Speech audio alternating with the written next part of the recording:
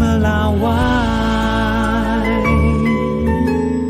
Kita ke sorotan lain, saudara. Dalam rangka perayaan HUT ke-80 Bayangkara, Polda Lampung menyalurkan bantuan air bersih di Kabupaten Pesawaran, Lampung.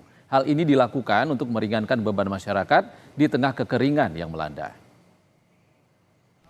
Warga terdampak kekeringan di Desa Negeri Sakti, Gedung Tataan, Pesawaran, Lampung, antusias saat mendapatkan bantuan air bersih yang disalurkan Direktorat Lalu Lintas Polda Lampung. Kegiatan ini dilakukan dalam rangka menyambut Hari Bayangkara ke-80, sekaligus membantu meringankan beban masyarakat yang dilanda kekeringan. 16.000 liter air bersih didistribusikan ke 100 keluarga di Dusun Sri Mulyo dan Salahuddin.